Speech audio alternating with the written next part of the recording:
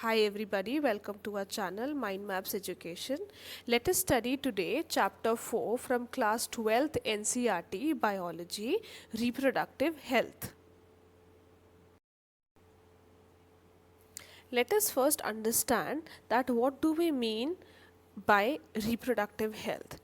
According to WHO states that any individual who is physically, emotionally, behaviorally, and socially fit is actually a a person with a good reproductive health. ठीक है, therefore society with people having physically functionally normal reproductive organs and in addition to emotional and behavioral interaction, इन सब में हम कहते हैं कि okay the person is said to be reproductively healthy. Now इस page में अगर कुछ इम्पोर्टेंट है तो वो ये है कि इंडिया में फैमिली प्लानिंग जो हमारा इनिशिएटिव था वो 1951 में इनिशिएट हुआ था. ठीक है, और ये जो हमारा जो प्रोग्राम्स जो करंटली किस ऑपरेशन के अंडर काम करते हैं वो करते हैं RCH के अंडर, और इसका फुल फॉर्म क्या होगा, reproductive and child health care programmes, जिसका मेन काम क्या है, अवेयरनेस फैलाना है कि रिप्रोडक्शन रिलेटेड के जितने भी एस्पेक्ट्स हैं, बोले तो अगर फैमिली प्लानिंग है या उससे रिलेटेड डिजीज़ हैं या उससे रिलेटेड डिजीज़ के प्रिवेंशंस हैं, वो ये सब RCH के अंडर होता है.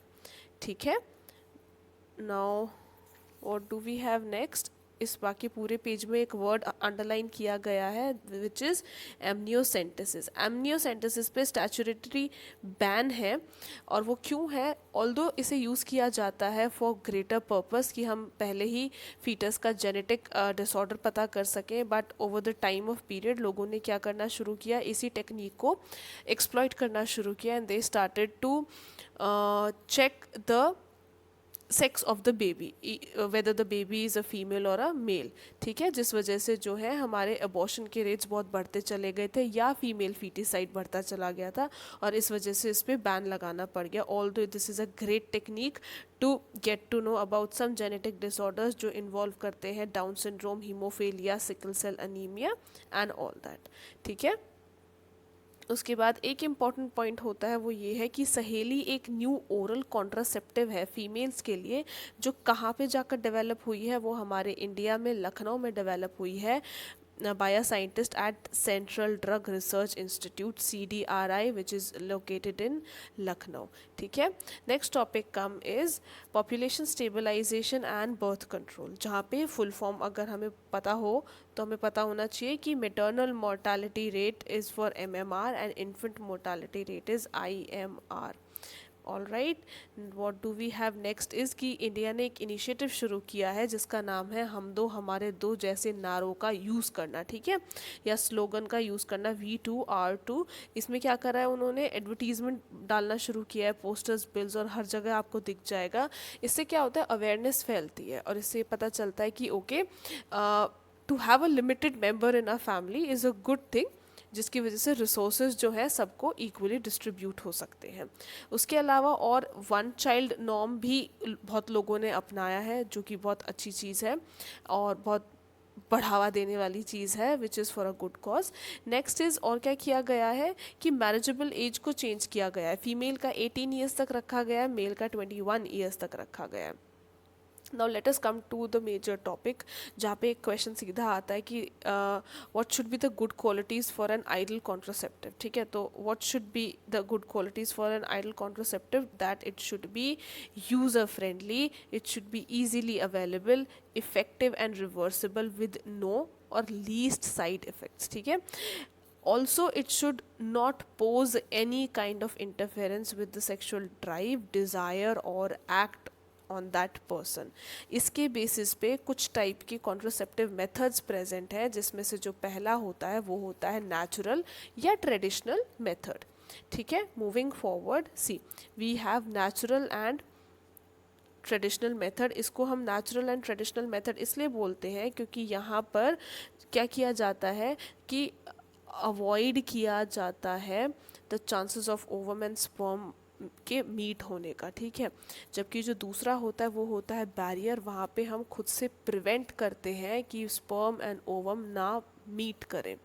तो नेचुरल मेथड्स में जो हमारा फर्स्ट सॉर्ट का वो है मेथड है या ट्रेडिशनल मेथड है, इसमें आता है, पहला आता है हमारा पीरियोडिक एब्सटिनेंस। ठीक है, पीरियोडिक एब्सटिनेंस में क्या होता है कि जनरली इंटरकोर्स को अवॉइड किया जाता है जब ओव्यूलेटरी फेज चल रहा होता है, which is 10 to 17th day of the menstrual cycle. वहाँ पे ओव्यूलेशन एक्सपेक्टेड होता है, तो हाई चांस होता है फर्टिलाइजेशन का, एंड देयरफॉर उस टाइम पे इंटरकोर्स को अवॉइड किया जाता है फर्टिलिटी पीरियड में। Next is withdrawal or coitus interruptus, in which the male partner intentionally withdraws his penis from the vagina just before the ejaculation so that the fertilization cannot occur.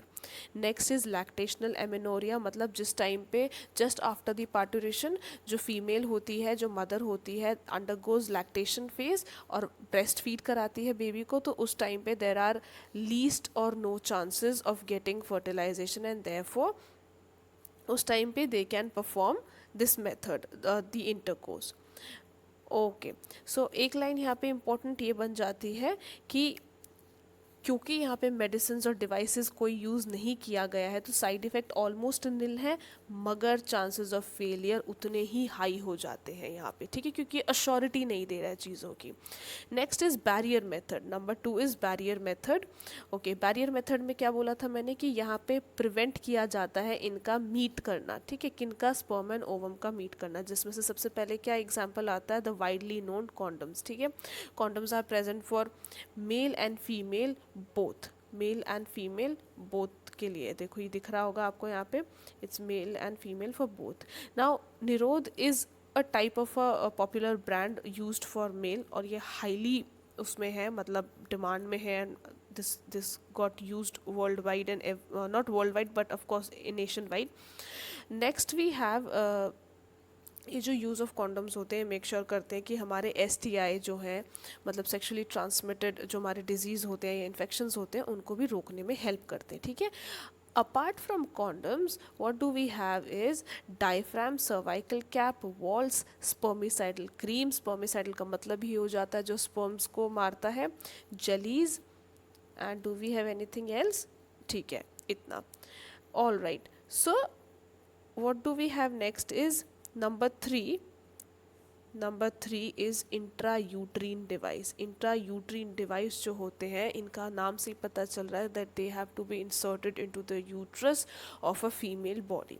ठीक है, intrauterine device जो है वो further 3 type के होते हैं। ठीक है, फर्दर 3 टाइप के होते हैं, और कौन कौन से होंगे? The first will be the non-medicated IUD, the second will be copper releasing IUD, and third will be the hormone releasing IUD। ठीक है, नॉन मेडिकेटेड, उसमें नॉन मेडिकेटेड जो हमारा ये होता है, क्या नाम है, नॉन मेडिकेटेड जो हमारा IUD होता है उसमें एग्जाम्पल होता है लिपिस लूप। ठीक है, कॉपर रिलीजिंग IUDs में एग्जाम्पल होता है CUT, CU7 and Multiload 375। Hormone releasing IUDs में होता है प्रोजेस्टेरेट एंड LNG20। जो नॉन मेडिकेटेड IUDs होते हैं जैसे कि लिपिस लूप, ये क्या करता है, फेगोसाइटोसिस करता है स्पर्म का विद इन द यूट्रस। जो हमारा कॉपर रिलीजिंग कॉपर रिलीजिंग जो हमारी IUDs हैं वो मेक श्योर करती है कि कॉपर का रिलीज हो, जो कि इन टर्न क्या करेगा, स्पर्म की मोटिलिटी को सप्रेस कर देगा, जिसकी वजह से फर्टिलाइजिंग कैपेसिटी जो है स्पर्म की वो इंटरफेयर किया जाएगा, जिसकी वजह से वो डिक्रीज हो जाएगी, या एटलीस्ट कम से कम चेंज तो पक्का होगी। नेक्स्ट इज़ जो हमारा हार्मोन रिलीजिंग IUD है वो ये मेक श्योर करता है कि यूट्रस का जो एनवायरनमेंट है वो इम्प्लांटेशन के लिए अनसूटेबल कर दिया जाए, ताकि इम्प्लांटेशन ना हो, and therefore the formation of the embryo will not take place. ठीक है, ये कौन सा, ये था हमारा थर्ड टाइप का। ठीक है, ये हमारा था थर्ड टाइप का।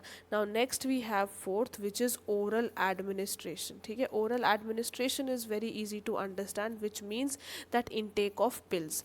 इनटेक ऑफ पिल्स में जैसे अभी जस्ट पहले हमने पढ़ा था कि लखनऊ में जो CDRI है हमारा, वहाँ पे हमारा क्या बना था, वो बना था हमारा सहेली, जो कि new oral type of contraceptive है, जो कि नॉन स्टेरॉइडल इन नेचर है, और इसको जो भी फीमेल्स हैं वो बिना डरे आराम से ले सकती हैं, और इनका जो साइड इफ़ेक्ट है या तो बहुत कम है या फिर है ही नहीं। ठीक है, next is surgical methods. Now surgical methods का मतलब क्या हो जाता है, which is fifth in number, fifth तरीके का ये हमारा वो है। तो सर्जिकल मेथड में क्या होता है, जिसको हम कहते हैं स्टेरिलाइजेशन, यहाँ पे मेल और फीमेल को टर्मिनल मेथड दिया जाता है, which means vasectomy for males and tubectomy for females. ठीक है, यहाँ पे क्या होगा, वास डिफरेंस को कट करके टाई कर दिया जाए, या तो कट कर दिया जाएगा, टाई कर दिया जाएगा। Again for the tubectomy fallopian tubes या ओविडक्ट सेम चीज़ है, इनको भी सर्जिकली हटा दिया जाएगा। ठीक है, इसमें प्रॉब्लम ये होती है, ऑल्दो ये अश्योरिटी सॉर्ट ऑफ दे देता है कि फर्टिलाइजेशन फर्दर नहीं होगा, बट यहाँ पे प्रॉब्लम ये है कि ये जो मेथड है हमारा सर्जिकल मेथड, ये रिवर्सिबल नहीं है। ठीक है, इसकी रिवर्सिबिलिटी वेरी पुअर है, और ये ऑल्दो ब्लॉक कर देता है गैमीट के ट्रांसपोर्ट को और पूरा एश्योरिटी देता है कॉन्सेप्शन का प्रिवेंशन करना, बट स्टिल क्योंकि रिवर्सिबिलिटी पुअर है तो this does not come under an ideal contraceptive method. All right, let's come on to the next topic. यहाँ से हमने सब डिस्कस कर लिया है। The next topic is medical termination of pregnancy, which in simpler form means abortion. ठीक है, medical, इसका फुल फॉर्म हमें पता चलना चाहिए कि MTP का फुल फॉर्म हो जाएगा मेडिकल टर्मिनेशन ऑफ प्रेगनेंसी। ये इंडिया में लीगलाइज हुआ था 1971 में, फिर कुछ चेंजेस आए हैं। क्या होने लगा था बीच में कि जब एमनियोसेंटेसिस के द्वारा या किसी और क्या नाम है प्रोसेस के द्वारा जब बेबी का सेक्स ओरिएंटेशन पता चलने लगा था तो फीमेल फीटिसाइड बढ़ने लगी थी। ठीक है, जिस वजह से एमनियोसेंटेसिस पे भी बैन करना पड़ा और MTP पे मतलब कि अबॉर्शन पे भी बैन करना पड़ा, और कुछ नए रूल्स लाए गए, और वो रूल्स ये कहते हैं, जो कि नेचुरल भी है, कि आप फर्स्ट मंथ अप टू 3 जो मंथ्स होते हैं आप उस पर मतलब फर्स्ट ट्राइमेस्टर तक फिर भी रिलेटिवली सेफ माना जाता है MTP को, मतलब मेडिकल टर्मिनेशन ऑफ प्रेगनेंसी और अबॉर्शन। बट उसके बाद क्या होता है, खतरा हो जाता है even for the female who is carrying the baby in the womb and for the baby as well.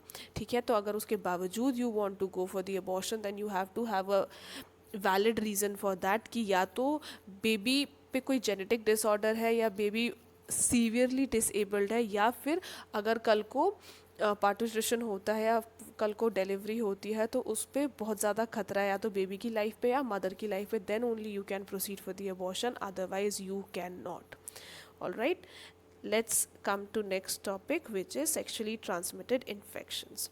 ठीक है, सेक्शुअली ट्रांसमिटेड इन्फेक्शंस जनरली कैसे होते हैं, जब हम इंटरकोर्स करते हैं बट विदाउट एनी कॉन्शियस, मतलब कि हमने यही नहीं देखा कि हाइजीन भी कोई चीज़ होती है which has to be maintain during this process. All right, so during which a person gets transmitted by sexually transmitted infections या venereal disease या reproductive tract of infection। इसमें से कुछ एग्जाम्पल्स आते हैं जैसे कि gonorrhoea, syphilis, genital herpes, genital warts, trichomoniasis, hepatitis B and the majorly known disease जो या मेजरली नोन इन्फेक्शन जो कि है हमारा HIV AIDS। ठीक है, apart from all the other diseases जो भी हमने जस्ट डिस्कस करी, उसमें से except for hepatitis B, genital herpes and AIDS, सब सारी बीमारियां क्योरेबल हैं but they are not curable. ठीक है, इनके कुछ वो होते हैं कुछ सिम्टम्स होते हैं, पर बहुत अर्ली सिम्टम्स जो होते हैं वो माइनर होते हैं, तो इतना पहचान में नहीं आता कि what are we going through, which includes itching, fluid discharge, slight pain, swelling, genital area में इन्फेक्शन हो जाना और what not. So it is always advised to approach a gynecologist for your better reproductive health, right? उसके अलावा you can always avoid sex with unknown partners and multiple partners. Always try to use condoms during coitus, and in case of doubt, again whatever I've said, that one should always go to a qualified doctor और diagnosis पता करो and go for the medication. Next is infertility. Infertility बोले तो when parents are not able to produce a child। ठीक है, इसका मतलब क्या है कि either the male is infertile or the either the male is infertile or the female is infertile. ठीक है, there are number of chances कि कुछ what can go wrong. अगर हम ये बोल रहे हैं कि the person is infertile, तो there are number of things which can go wrong. उसमें details में जाने की ज़रूरत नहीं है, but there is a boon in this biology field जिसको हम कहते हैं assisted reproductive technique, ART, जिसका full form भी पता होना चाहिए और इसके अंडर जो भी प्रोसेस आते हैं वो भी पता होना चाहिए, जिसने क्या किया है, चाइल्डलेस कपल्स को चाइल्ड प्रोवाइड करा है, असिस्टेड रिप्रोडक्टिव टेक्निक. ठीक है, उसमें सबसे पहले आता है in vivo fertilisation. In vivo fertilisation का मतलब ही ये होता है कि जब जो हमारा गेमीट है, मेल गेमीट और फीमेल गेमीट, वो बाहर एक्सटर्नल एनवायरनमेंट में फ्यूज़ होंगे, तो इसका मतलब होगा इन वीवो फर्टिलाइजेशन. ठीक है, इसमें क्या होता है, हमारा वाइफ से ओवा, जिसे हम डोनर कहते हैं, और husband again the male donor, उससे हम स्पर्म्स लेते हैं, कलेक्ट करते हैं, उनको फ्यूज़ करवाते हैं बाहर लेबोरेटरी के मीडियम में, जैसा भी एनवायरनमेंट चाहिए होता है. फ्यूज़ करवाने के बाद जब जाइगोट बन जाता है, देन वी वेट कि वो डिवाइड करे और 8 ब्लास्टोमियर्स तक पहुँचे, so that we can transfer it into the fallopian tube. जब जाइगोट को हम ट्रांसफ़र करते हैं फैलोपियन ट्यूब में, तो उस प्रोसेस को कहा जाता है gift, which is zygote intrafallopian transfer, which is in vitro fertilization in nature. ठीक है, next what we opt for is कि मोर देन 8 ब्लास्टोमियर्स हो जाएगा तो हम इंट्रायूट्रीन ट्रांसफ़र कर देंगे, क्योंकि जब फर्टिलाइजेशन होता है तो कहाँ होता है, वो होता है हमारा एम्पुलरी इस्थमस रीजन में, फेलोपियन ट्यूब में. इसलिए जाइगोट जिफ्ट को हमें फेलोपियन ट्यूब में ट्रांसफ़र करना पड़ता है, और जब 8 ब्लास्टोमियर्स या मोर देन दैट हो जाता है, then we can obviously transfer it into the uterus, जहाँ पे वो रेडी होता है इम्प्लांटेशन के लिए. Next is in vivo fertilisation, मतलब कि जो फ्यूजन होगा गैमीट्स का वो within the female body होगा. ठीक है, और यहाँ से एक चीज़ क्लियर होनी चाहिए कि जब हमने जिफ्ट की बात करी थी तो यहाँ जाइगोट बन चुका था, और अगर जाइगोट बन चुका है तो फेलोपियन ट्यूब में ही ट्रांसफ़र होगा. ठीक है, और जाइगोट कहाँ बना है, बाहर के मीडियम में बना है, तो उसे हम कह देंगे कि ये इन विट्रो था, इन विट्रो प्रोसेस था. अब क्योंकि यहाँ पे गिफ्ट की बात कर रहे हैं जो कि गैमीट इंट्राफेलोपियन ट्रांसफ़र है, इसका मतलब कि यहाँ पे हम गैमीट से बात कर रहे हैं, मतलब कि we are dealing with gametes now, and this should be the vivo. मतलब कि अगर हम गैमीट को ट्रांसफ़र कर रहे हैं तो this should be in vivo, मतलब कि जो फ्यूजन ऑफ गैमीट होगा this will occur inside the female body. Now next is intracytoplasmic sperm injection, which means कि स्पर्म का इंजेक्शन दिया जाता है इंट्रासाइटोप्लाज्मिकली. नेक्स्ट इज़ आर्टिफिशियल इंसेमिनेशन, मतलब कि if a male person has a low sperm count in ejaculation और may be capacitance इतने नहीं है, वायबिलिटी इतनी नहीं है, तो आर्टिफिशियल इंसेमिनेशन किया जाता है. एंड दिस इज़ हाउ, इसको आर्टिफिशियल एआई टेक्निक कहते हैं. सीमन कलेक्ट किया जाता है ईदर फ्रॉम द हस्बैंड और द हेल्दी डोनर, और आर्टिफिशियली इंट्रोड्यूस कराया जाता है वेजाइना में, और इंट्रायूट्रीन इंसेमिनेशन कराया जाता है. ठीक है, this is how the chapter ends. I hope ये चैप्टर समझ में आया होगा. Thank you so much for watching this video.